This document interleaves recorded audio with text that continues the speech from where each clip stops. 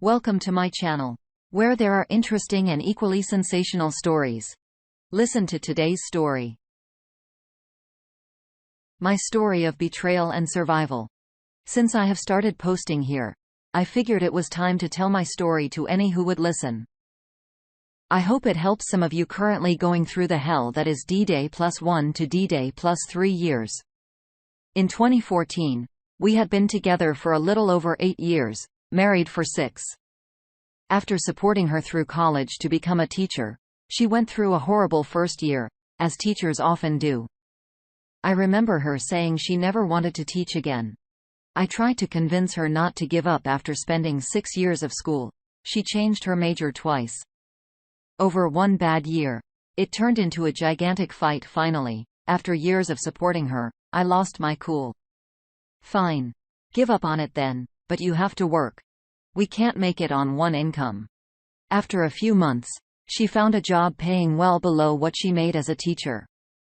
I thought this was behind us and that we were getting by just fine. Then my dad passed away. My dad and I had a strange relationship. My parents divorced when I was 12, and he was never really around. And when he was at the bar. Once he was diagnosed with heart failure, my dad began to try to reconnect with his family in his own strange way. But sadly, he had a time clock on his life at that point. My dad was taken off life support and was given hours. He hung on for 10 days. It was absolute misery. I was a complete wreck. When he passed, we began to learn the hard way just how bad he was with his finances. He left his kids a pile of debt to deal with. Naturally, you can assume I wasn't the most pleasant person to be around. I was struggling with my crap sandwich my dad left, and while I was angry at him, I was still grieving my father. If any of you have lost a loved one, you know how hard it can be. You are fine. One moment, then out of nowhere, you are a sack of tears. Fast forward a few years to the winter of 2017. A mutual friend and chair of our local nerd con puts out on Facebook, he's getting a divorce because his wife cheated on him. My ex happened to be in the neighborhood and stopped by to talk to him. Her story: I'm convinced this is when the cheating started. I found it a little strange. She stayed there for 5 hours, but I'm a trusting person and believe her account of them just talking. The months go by end of the spring, and she is talking to him more and more.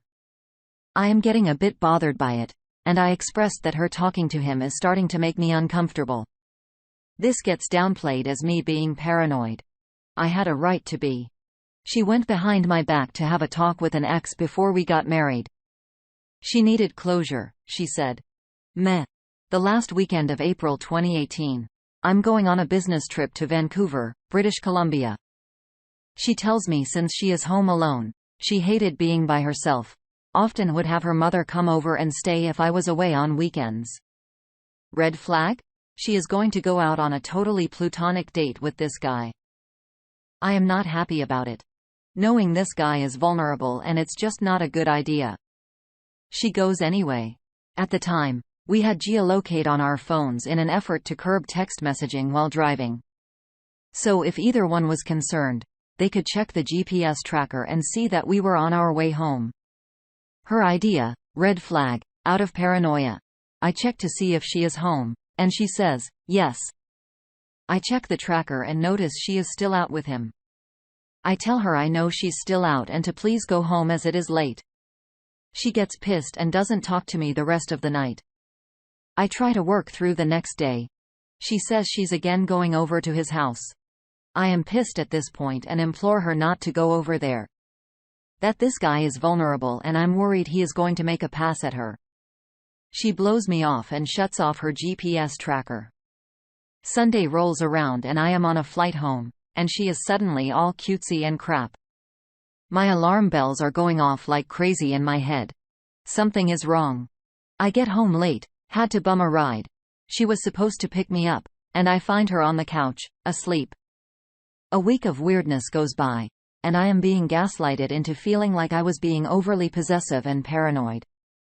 I find out that weekend that she only kissed him after a long heartfelt conversation. And that she is feeling like our marriage isn't worth saving. I spend 2 days trying everything I can to fix things, Pick me. Dance. She made up her mind. She decides to take the dog for a walk, and out of a moment of ultimate paranoia, I log into her tablet and open her email. That's where I found the underlying profession of love to this guy and how she wants to leave me. I am absolutely crushed. The room's her spinning and I completely lose it. I can't breathe. I call her and tell her that I know. She rushes home and I ask her flat out, "Do you want to be with him?" I think I do. It is at this point I fly into an absolute rage. I tell her I can't be near her right now and need to leave. I go get a hotel room for the night. It is at this point she leaves and goes to his place to spend the night. Knowing she left the dog, I check out and go home to take care of our pup, even though it was completely over. I lay out all our wedding photos, all of the pictures of us from the last 11 years, all of it on the kitchen table. She comes home, and I make her sit and look at the pictures. Don't give up on this. Don't give up on us. Please do not throw away 11 years for someone you hardly know. What she said in response to something that took me years to get over: "You are effed up. The other man has his crap together. I need time to decide," and she leaves. I sit there crushed, knowing it's all over. I noticed she left her tablet on the counter. Logged in. Temptation got the better of me, and I opened her messaging app. "I'm waiting for you in bed." To him. I knew at that point, it was over. I flew into a rage, smashed the wedding photo on the wall, called her and told her to come get her crap. It will be ready for her when she comes by to pick it up. My brother, bless him, I owe him my life, helps me stack up all her crap on the front porch to pick up. Now, I know I could have handled crap better. Hindsight is 20/20. But the woman that I adored made sacrifices for, did everything I could do to keep her happy, had just shacked up with another man. She immediately moves in with him, changes her cell phone plan from mine to his, the same day, and this jackass goes to the convention that I was part of. The staff for and proclaims his love, and that if anybody doesn't support them, they are kicked out. I am naturally banned from the convention. So not only did I lose my wife, I also lost my tribe I thought that had my back. The convention goes off 4 weeks later. She has fully moved in with him at that point, and plasters pictures all over Facebook, hanging all over him. Meanwhile, while she is off on trips and flaunting her new relationship, I am pulling favors from family and little friends I have left to move things out of our house and get out before the lease ends. Anytime I demand help, she had some excuse. To make matters worse, even work wasn't safe. She started a new job the week she cheated at the same place I was working IT help desk lead. Over the course of that summer, I lost a ton of weight. I began smoking a pack a day, barely eating. While I spent my birthday alone, she was off showing her new man to her family, who dropped me like a bad habit and welcomed him with open arms.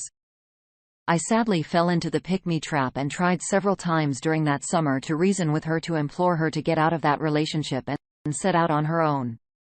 It was then she explained to me how she fell out of love with you after your dad died. "I know you were grieving, but I had needs too. You stopped paying attention to me." During one of the last times I spoke to her, she tried coming on to me and I stopped it. I got angry and told her that this is not the effing Notebook and to grow the F up. As a final foo, she decides to take the other man on a trip that we had planned together to Ireland in England, the place where my family came from in the 1900s. At this point, I had blocked her and anyone associated with her on social media. So thankfully, I didn't see the trip plaster all over the place. Shortly after that, I finalized the divorce paperwork on my own, and it was done. I haven't spoken to her in person since. 1 or 2 emails to settle some accounts, but other than that, uses her parents as a proxy if there is something she needs. I exercise no contact with her and anyone associated with her. Sadly, that meant many friends who took her side or felt remaining in the convention was far more important than keeping a friendship with me. Throughout this entire ordeal, I found a fantastic therapist. He helped me realize that none of this was normal and I was trying to react the best way I could in an extremely effed up situation. His words I learned through therapy and explaining what happened, that there was nothing I could have done to prevent it. and all her excuses were baseless and not a justification for infidelity. I learned all in all. I have good coping skills, and I did the best I could have given the circumstances. I began working on becoming a better person and trying to let go of all this horrible, awful crap. Taking time for self-reflection, self-care, etc. I remember the last thing he said to me before I stopped seeing him.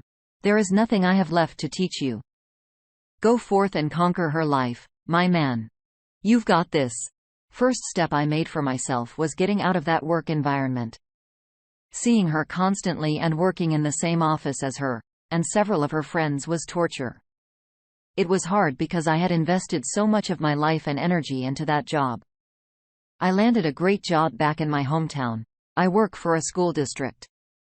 I love being around the kids. I feel a sense of purpose I think I needed. I had my good days and bad. Sometimes I will hear things about her and her life and it upsets me, but it doesn't floor me like it used to. I learned she married the guy this summer. About 3 months, he divorced his wife. Yeah. Took him 3 years to divorce his ex, but was living with another woman. From what I gather, she is incredibly skinny. Looks tired all the time and doesn't go anywhere without his permission. The hardest thing for me still is that I had no way to house our dog in the divorce, so she got her. I missed that dog. A few times, she tried using the dog as an excuse to see me to gaslight me. It was a painful decision, but I had to end that too. Thankfully, that year of hell, known as 2018, had a silver lining.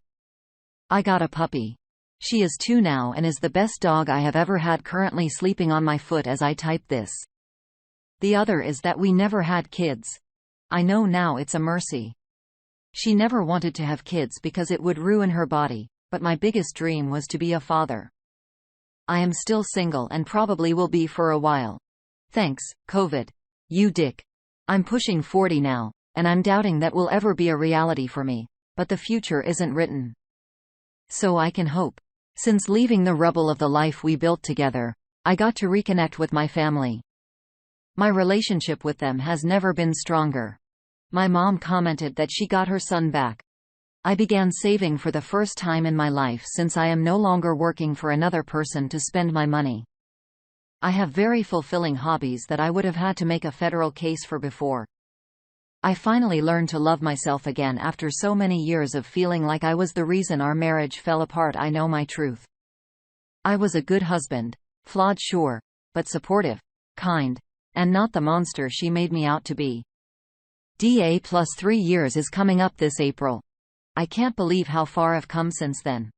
I still have bad days. It still hurts sometimes. But that's grief. Grief never goes away. You don't get over it.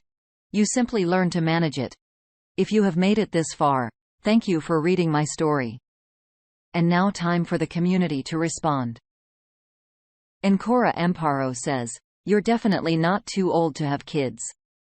In fact, speaking from experience, you'll find lots and lots and lots of women in their mid to late 30s who very much want to have kids, which leads to the second point. Help yourself rather than trying to help others.